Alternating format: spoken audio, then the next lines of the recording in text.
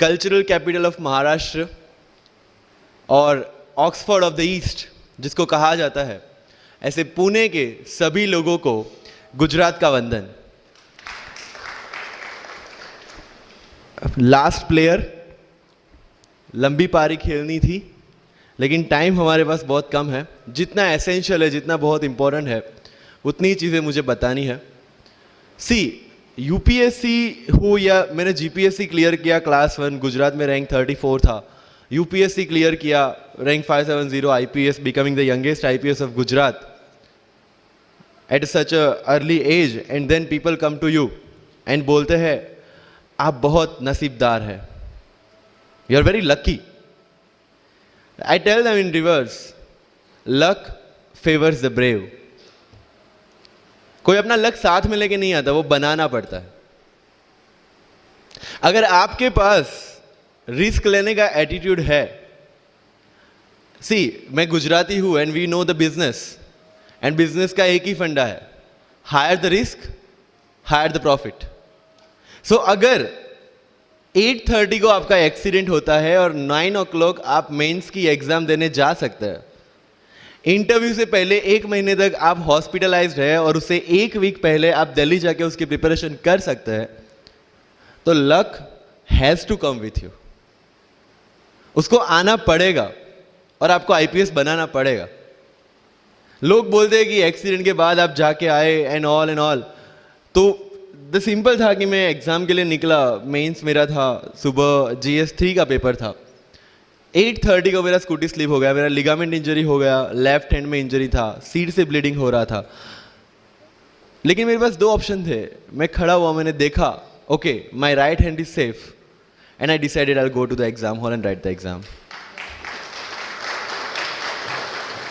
मेरे पास 2 ही ऑप्शन थे, या तो मैं वहां से उठ के रोने लगूं, यार मेरे साथ ही ऐसा क्यों हुआ, मेरा एक्सीडेंट हो गया, मेरा मेंस खराब हो गया, और हॉस्पिटल जाओ, या दूसरा ऑप्शन था कि मैं देखूं कि मैं 3 घंटे और सर्वाइव कर सकता हूं। हाँ, कर सकता हूं। मैं मेंस के लिए एग्जाम हॉल में गया। ये जितने भी फोटोग्राफ्स लगे हैं, सर ने जैसे बताया कि जितने भी इंसान सक्सेसफुल हुए, अगर आप उसकी लाइफ स्टोरी देखेंगे तो कहीं ना कहीं एक मोमेंट आता है जहां पे वो इंसान की जो स्ट्रगल है वो पीक पे हो जाते हैं। वो इस मोमेंट पे आपको डिसाइड करना है कि आपको वहां से यू टर्न लेना है या आपको वहां से आगे निकलना है। इन सब लोगों ने डिसाइड किया कि उनको वहां से आगे निकलना है, एंड दैट इज द फंडा ऑफ लाइफ। सक्सेस उन्हीं को मिलता है जो इस स्ट्रगल वाले मोमेंट से आगे निकलने की सोचता है।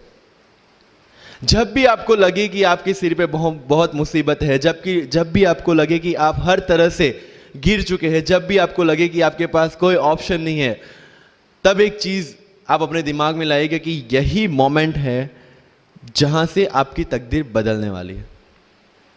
क्योंकि डायमंड जो होता है वो जितना ज्यादा घिसता है उतनी ज्यादा उसकी वैल्यू होती है।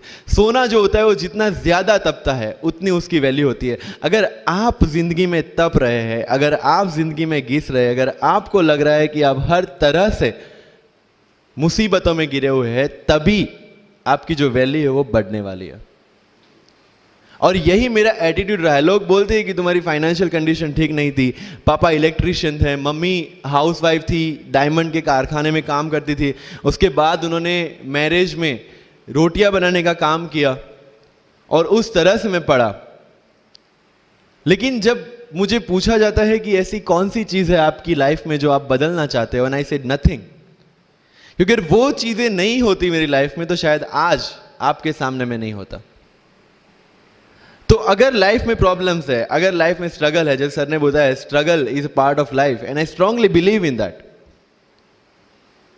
क्योंकि अगर हम दिल्ली में थे, मेरे दोस्त के साथ में निकला बाहर घूमने, तो बोलता है यार ऐसी लाइफ चाहिए, कोई मगजमारी नहीं, आराम से बैठते पूरे दिन एसी वाले कमरे में, बहुत सारे पैसे है और कोई टेंशन नहीं, ऐसी लाइफ चाहिए मुझे। मेरे पास ऑप्शन है। बोलता क्या? बोला देख सामने एटीएम का रूम दिख रहा है, एसी वाला कमरा है, बहुत सारे पैसे, कोई मगजमारी नहीं, जॉब ले ले। क्यों IAS IPS में दिमाग खराब कर रहा है? अगर स्ट्रगल नहीं चाहिए तो you have to compromise with that life.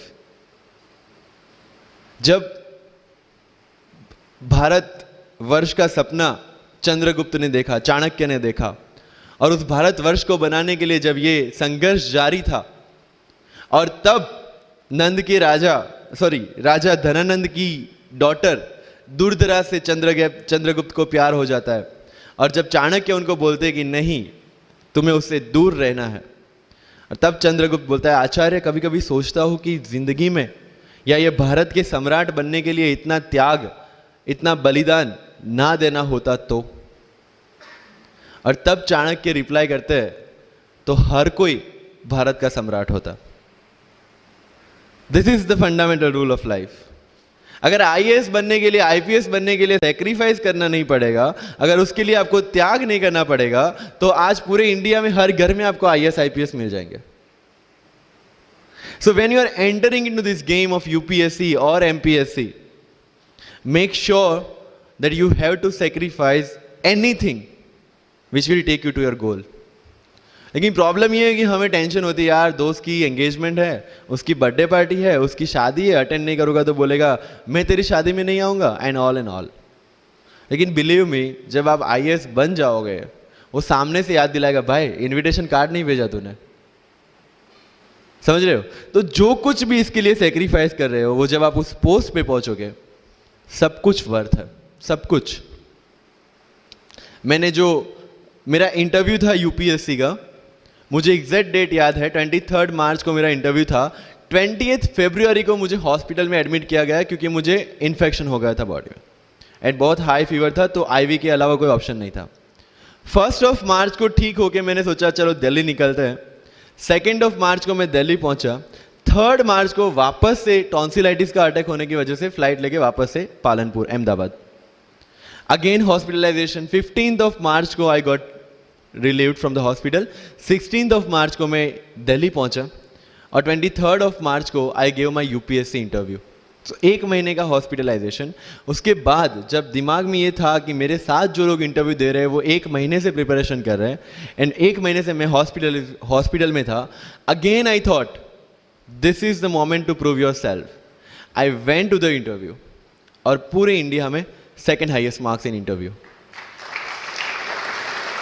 This is not to say कि मैंने कितना अचीवमेंट लिया, this is just to say UPSC is all about this.